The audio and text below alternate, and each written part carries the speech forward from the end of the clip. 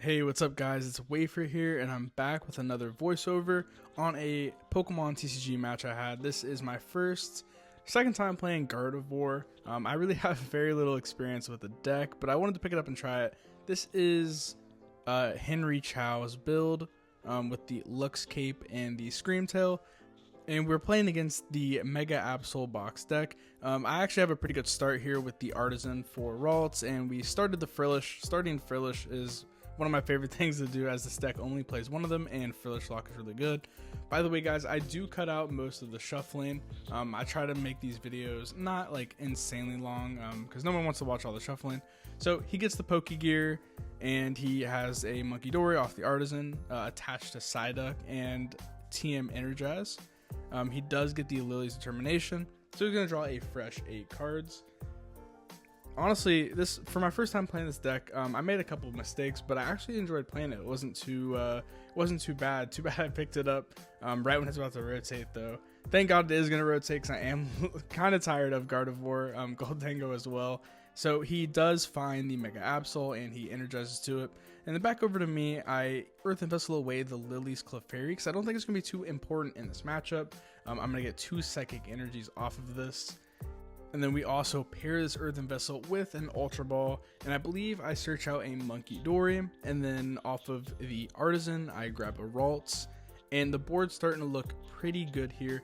So one thing about this matchup is you think it would be like favored for Absol box, but it's actually not. You think it would be though, just because of the Dark typing being able to hit most of my Pokemon for weakness. But, you know, it actually isn't too bad for Gardevoir, and some would say it's either even or slightly favored for Gardevoir, depending on your build.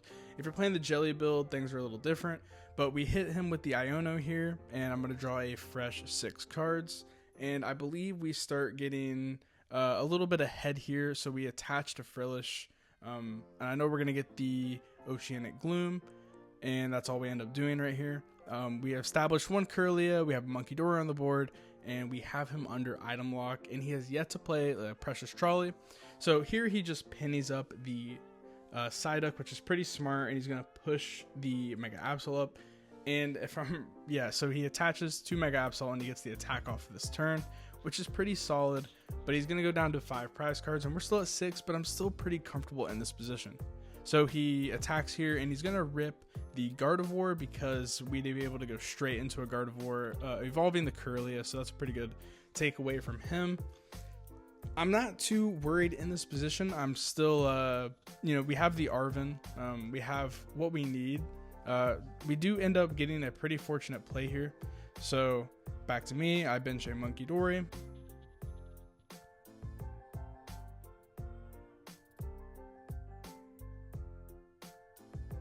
So here, my game plan is to attack with Mew and copy the Mega Absol's attack, which is pretty solid because we're going to be able to rip a card from his hand, attach TM Evo, just to get rid of it because we're not going to be using it for the rest of the game. And I don't want to draw back into it. I don't want any bad cards into my deck. We restart for 1 here, and my restart actually gets us into a top deck Gardevoir, which is huge, and then I play the Iono, so I'm glad I sequenced it like this, because being able to top deck for one of the pieces that I needed to attack this turn was huge, so I'm glad I did that. And then we end up getting a pretty decent draw off of the Iono. I'm pretty sure we have an Earthen Vessel, we might have an Ultra Ball in the hand, I know we have a Rare Candy. Rare Candy Gardevoir is always a fun play. So we end up using Artisan here, and this is where I actually find out that Screamtail is prized. So this is going to be a Mew game pretty much until we're prize cards. We take some prize cards and find that Screamtail. I end up finding the Screamtail too late though, so it's pretty much just a Mew Munkidori game, getting the Gardevoir involved as well. So we Earthen Vessel again, we get the Dark Energy and a Psychic Energy, because I want to start establishing these Munkidoris. I want to start putting the energies onto them, because they're going to be really important in this matchup. So after finding out the Screamtail is prized, I switch my game plan up, and I just plan to attack with Mew. So we end up attaching to the Munkidori, and then we use Psychic Embrace to retreat the Ralts into the Mew, and then we load up the Mew, which is going to have 6 damage counters, but then we use the Munkidori to move 3. And we did end up forgetting about the damage counters onto that Ralts from the Psychic Embrace, but it doesn't end up being relevant at all, so not too big of a deal there, just a little mishap. So we copy the attack and we're able to load up a ton of damage onto this Mega Absol. And we have established a pretty decent board. We're going to get an energy down next turn onto the Monkey Dory. And I see his hand and we end up ripping the Lily's Determination out of it, which we could have done Arven, but I kind of liked the Lilies. And then he does end up using the Arven to grab this Bravery Charm and the Precious Trolley. He Precious Trolleys for the Latias and the Mega Kangaskhan. And I'm actually wondering if maybe I should have ripped the Arven instead, just because it's guaranteed. But with the way the rest of his hand looked, I didn't really mind him having the 2 cards rather than potentially loading up a really good hand off the Lilies. So he attaches the Bravery Charm and then uses Earthen Vessel. And he's going to grab 2 energy cards here.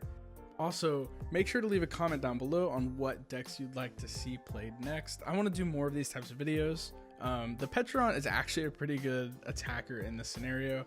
I definitely need to deal with this Petron pretty fast, and he is able to KO this Mew going down to 3 prize cards remaining, which seems really bad, but honestly, it's not terrible. Again, like, he has 3 prizes on the board. One of them is heavily damaged.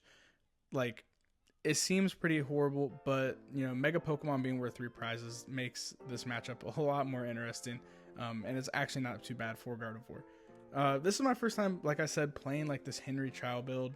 Really just playing Gardevoir in general. The only other time I've played Gardevoir is the Tord Redcleve, his build from, I think it was Las Vegas. I think he got like, it might have been 16th place or something like that, but it was the Precious Trolley build, which is pretty cool. So here we push up the Gardevoir, we play Iono. This is like a pretty staple play for Gardevoir, being able to spam Iono. I swear you always get an Iono in your hand when you need it. So here I'm looking for a play where I can attack again with Mew, so I'd like to get Night Stretcher. We end up loading the second Monkey Dory up.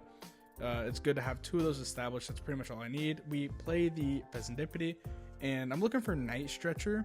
Getting a Night Stretcher for this Mew would be pretty huge. So we do end up finding it. We Night Stretcher for the Mew, and then we just, you know, do the Psychic Embrace to the Gardevoir and then to the Mew. And I Monkey Dory some of the damage over. I believe we put all the damage to the Monkey Dory.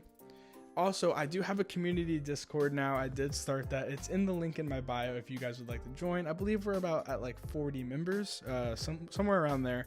It's a lot of fun talking to everybody in the Discord. If you guys would like to play TCG live together, I'm definitely down to do that. If you just message me in the Discord, make sure to join that. Make sure to subscribe to the channel. All my social medias are in that link tree, so I'd love to see you guys there. I'd love to see you in the Discord. And then leave any content suggestions down below. So we do end up Monkey Dorying some damage over, and then we hit him with his own attack, being able to rip a card. And here's where I make a pretty good misplay.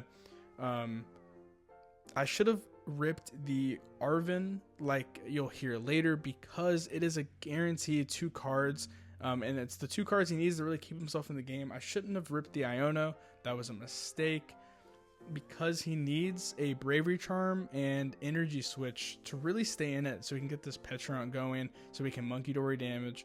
And he ends up being able to get both of those off of the Arven.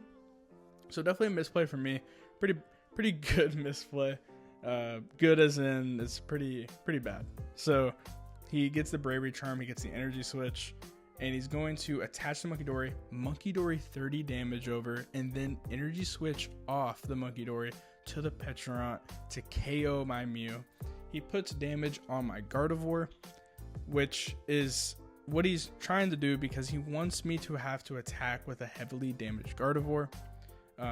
So here is pretty much the defining turn of the game. He's down to 1 prize card.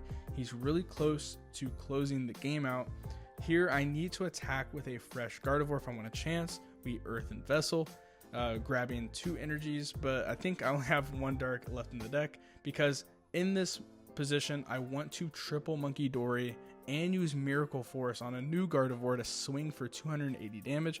So we Artisan for a Monkey Dory, we get the dark energy to attach to the Monkey Dory off of the Earthen Vessel, and I flip the script hoping to find Night Stretcher, Rare Candy, Gardevoir. So we nice treasure for the Gardevoir, which is one of the pieces, and I had rare candy off of the flip the script. So we rare candy into the Gardevoir. We end up pretty much getting game here with the Triple Monkey Dory fresh Gardevoir setup. I forgot to show, but I KO'd the Petron, and that pretty much seals the deal. So I'm gonna go ahead and go to the original audio so you guys can listen. Purple. Yeah. I love being purple. Yeah, you got it. Actually? Yeah. I don't have a... Iono? No way. Yeah, I had Boss and an Energy, but I needed an out to Ursaluna. The next card was Nest Ball too. Woo! Yo, that's my first time playing Gertie. City Boy. City Boy. I hate myself. It's a little complicated. Yeah, it's up there. It's like the just knowing when to use which attackers and how many prize cards you want to give up and damage counters and blah blah blah. For example, I thought this was like an auto loss with the weakness. No, it's not an auto loss at all. You should have ripped the Arven because Arven is a guaranteed card. For example, you would have won that turn, or you would have had the 3 prize turn if you had a more likely chance of getting the 3 prize turn the next turn if you ripped the Arven, because I would need a Lilies into the energy switch. Because the energy switch there is what saved my butt. Okay. It gave me a chance to live another